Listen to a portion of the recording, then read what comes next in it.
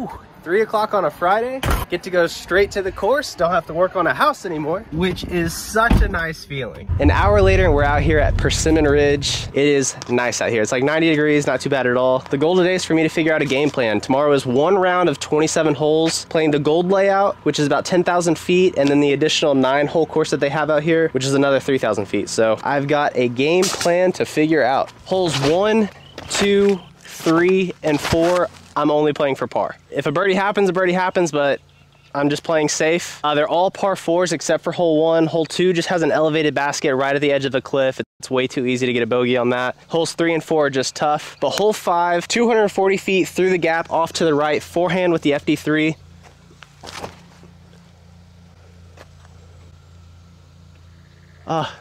There's a guardian tree and I hit it. This tree stays bodying discs, dude, I'm telling you. I'm also 2 over. Even though I was playing for par, I still managed to get a bogey on holes 3 and 4. 30 footer for a nice little comebacker. I'd say this is up there for one of the easiest birdies on the course, so you definitely need to get that one. Hole 4 is just a nice 400-foot downhill hyzer bomb. We do have a headwind, prototype DD3. It's a little inside. Probably gonna get some wild skip. Yeah. I need to hit my shots a little better. There's honestly another hole that's pretty easy to get, and I need to take advantage of these. Aside from playing like dookie for these first few holes, it is so nice to be able to go out right after work and get a nice practice round in.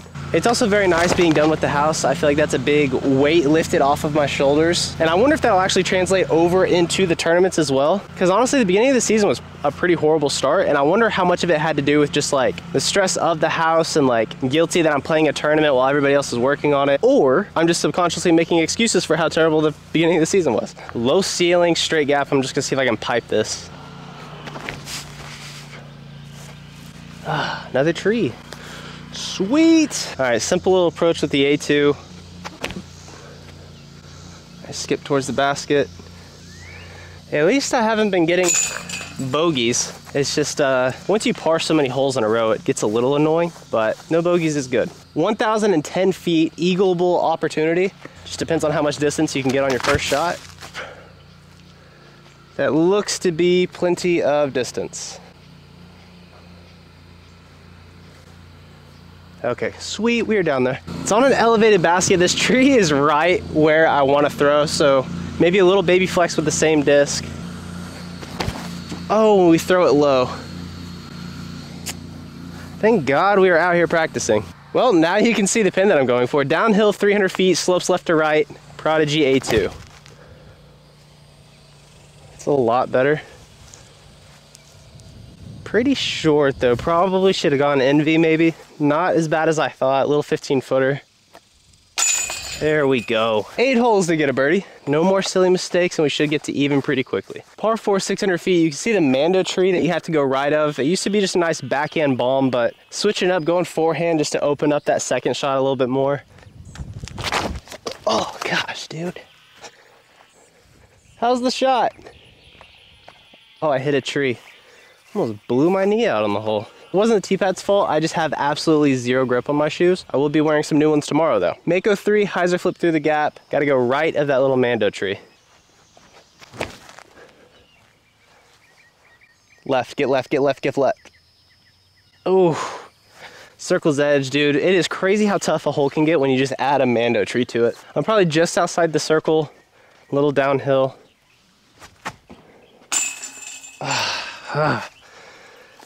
It's a bummer. Trying to practice shots and having the mental strength to deal with unfortunate stuff like that. Gotta stay focused. Back 9 snack time, hole 10, 250 feet. The only like legit wooded hole on the course. Hyzer flip up with the Midnight Prowl 2.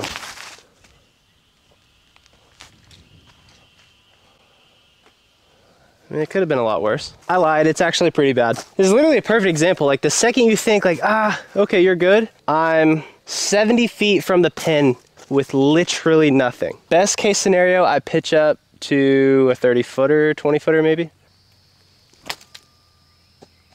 15-footer, that got a nice little bounce. Story time. I have poison ivy on my knee. I've gotten it so bad this year. This one was really bad. My knee was so swollen up a few days ago. There's like a big ring, like a white ring around it.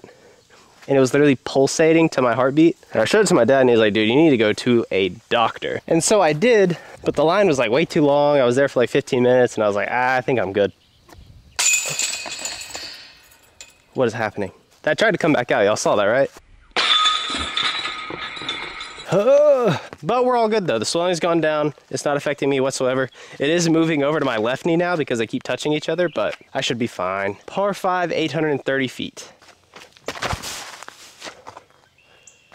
I need a lot more turn than that. So a problem that I'm having right now, and a terrible tree kick, dude. My flippy DD3, I lost it. So right now I don't have a flippy disc. I should have brought it, but I forgot, which is kind of defeating the purpose of a practice round. I thought this Cloudbreaker was pretty flippy. It's not. Either that or I'm just having like a noodle arm day. Sometimes that is a thing. Tight gap forehand with the prototype DD3.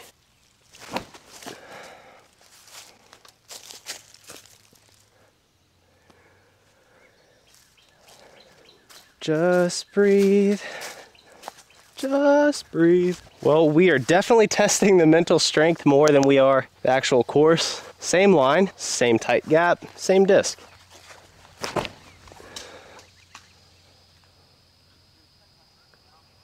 Alrighty, here we go again. Standstill with the A2. Finally, no more low ceiling.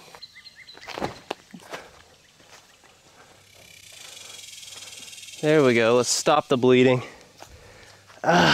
It's still annoying though, because pars do not win tournaments. I mean, that's 3 horrible shot, a decent approach, and I got a par. You know everybody's about to birdie that hole. I need to get birdies. Hole 12, par 4, 670 feet. You've got natural OB on the right, and then you've got an OB cart path on the left. This hole stresses me out because there's so many options. You can go backhand or forehand down the gap, get all that distance, making your second shot a little bit closer. Or you can go big backhand out way over the top of this tree. You sacrifice a lot of distance, but you just attack on your second shot. We do have a right to left wind, so I'm gonna go down the middle, forehand. In the tournament, I'll probably just go big backhand. See how this goes. Okay, cool. I thought I was about to bury it into the ground. I don't know if you guys saw it or not, but it's down there. So I got some nice distance. I'm about 250 feet downhill into the green. PA3, just to hit and stick. Ooh, it hit and stuck so early. Would you rather come out and play a practice round and shoot like a hot round, or have a hot dog doo-doo round like I'm having right now? It used to bother me in the beginning. Like when I had like a terrible round practicing, I'm like, oh, freak, here we go. Now it doesn't really bother me one way or the other. Each round's different. So here we go, 60 footer. Let's make something happen. Yes, sir. This is like my favorite hole. I just rarely ever get it. It's so annoying, but I love throwing it. It's a flex forehand, 335 feet, but a lot farther than that. Halo Destroyer. You big dumb idiot, dude. All right, I'm not gonna lie. I'm livid right now. This is so frustrating. And it's frustrating because it's so boring. But what makes it like extra boring is that it's not like I have all these birdie opportunities and I'm just dinking putts. It's, I shank my drive, I approach, I have a tap in, we move on. That is the most boring. 380 feet downhill forehand with the FD3, little baby headwind. Just get down. You don't want to go right, by the way. Oh, thank God. I went right, but we're good. Circle 2's edge, uphill, death putt. But I don't give a damn right now. I just want to make something. Oh, whatever. I'm down to get a bogey just to switch it up. Psych, I ain't getting no bogey, what you mean? Hole 15, par 4, 750 feet. This hole's tough because you're so high up. You throw a shot that you really need to turn. And if it doesn't, it just stalls out, it goes OB left. Throwing the Cloudbreaker, gotta hit this flat, maybe even a little bit of an Anheuser release. That is perfect. Unfortunately, you guys can't see that. Oh my gosh, we're sitting pretty, I promise. It's a great hole because not only are you trying to be like inbounds, but you also want to be far enough to where you get up this hill and you can actually see the basket. 30 feet long of the basket and like 20 feet to the right is actually OB, so gotta put it close. Stand still, A2 shot. Gosh, it is just one thing after the other. Circle's edge, probably another circle 2, honestly. All right, a 40 footer. Statistically, this one should go in. I I think I went out of bounds. I'm kidding, we're all good. But you can see that OB comes into play really quick. I am like 3 inches from it though. Take my meter in, about a 20 footer. As long as they're for par, we are good. This is a fun shot, downhill 380 feet. OB cart path to the right. Mako 3. There we go, dude. Finally!